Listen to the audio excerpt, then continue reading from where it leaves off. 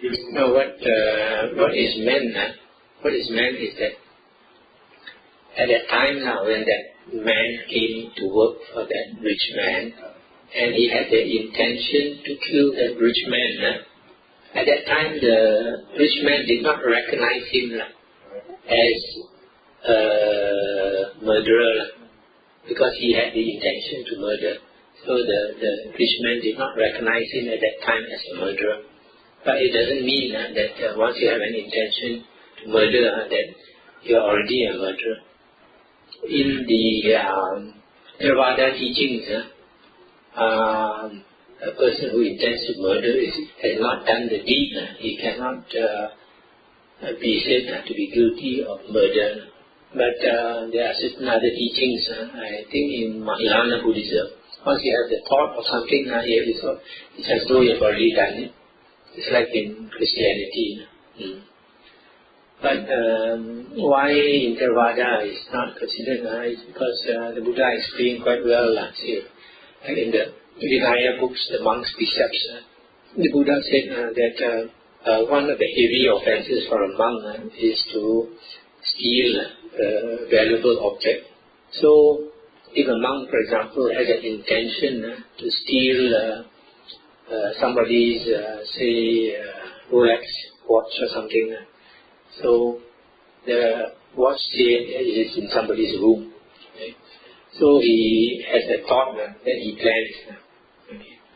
And this planning, he says, for example, to complete the theft, he has to do, for example, 10 things. First he's got to plan carefully. Second one, he has to walk towards the room. Then, before he walks in the room, maybe he's got to look around whether anybody around. Then walks to the room, then he has to open the door. And then he's got to close the door. And then he has to walk towards the watch, or look for it. And then after he finds the watch, then he puts his hand on the watch. It's still not considered as having completed the theft. But the moment he lifts it from the place, it's considered he has stolen the thing, even though he has not walked out of the room. Once he moves it from the place, it's considered the theft is complete. So that is considered the heaviest offence for a monk in the Patimokkha, the 227 precepts of a monk. The most heavy is called a parajika. Once a monk commits one of the 4 parajikas, he is no more a monk. So now, suppose he comes to the last step and he doesn't do, he touches the watch. Before he can lift it off, he hears footsteps. Then he draws his hand. He has not completed the theft, So, it's not considered a prajika. It's considered a tulacaya. A tulacaya is the heaviest of the light offences. Light offence means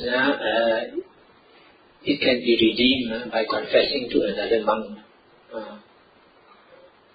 So that is, if he just touches it without lifting it, that is tulacaya. But before that, suppose before even he touches it, but he has already walked into the room, that is another class of offence. So you see, the Buddha is very skillful.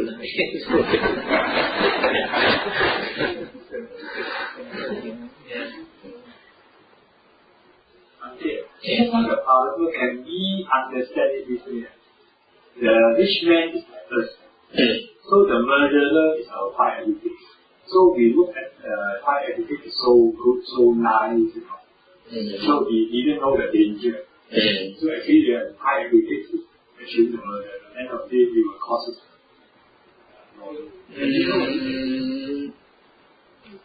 That's one way of looking at it. Another way of looking at it is the attachment. It is the attachment that causes the suffering. If there is no attachment, then the 5 aggregates does not give you suffering, right? Like the Buddha has got 5 aggregates. It does not give him that kind of suffering that we have to suffer, right? So it is that attachment, that craving for the primary case that causes the suffering. If you look into verses like in the Theravada, verses of the elders, you find that some of these arahants, there are occasions when they say, they consider the body as something very repulsive. For example, I think in the Samyutta Nikaya, there are some nuns, in the early days, they used to be able to go into the forest alone and meditate and all that. So sometimes when they were alone in the forest meditating, Mara or Satan comes. So Mara or Satan frighten them. And then say something like, you are so beautiful and young alone here, you are not afraid of somebody coming to disturb you or something. Then they say something like, they don't see this body as the self, something very attractive. They are actually repulsed by this body. There's one case of a nun, she's very young and beautiful, attained arahanthood. So there was one man, madly in love with her, young man, I think. So always trying to meet her and all that. So one day I think he had the chance, when she was alone, he wanted to rape her. So she tried to discourage him and talk to him.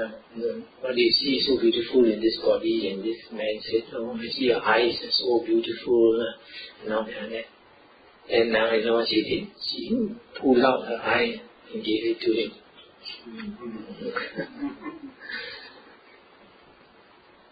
And that stopped him cold.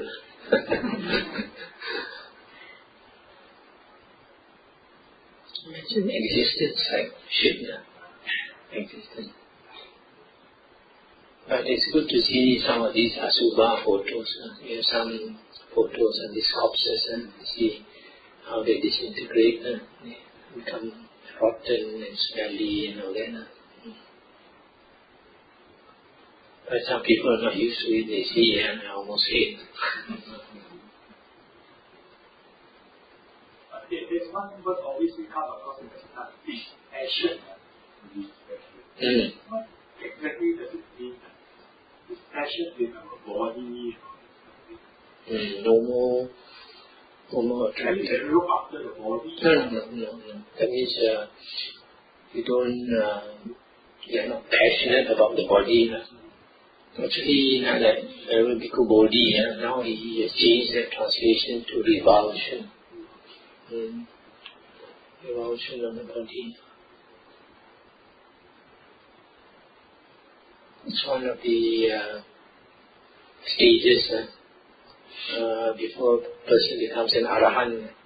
Towards the end, there's revulsion for the world. Doesn't see the world as something so happy, play, sees the world full of suffering.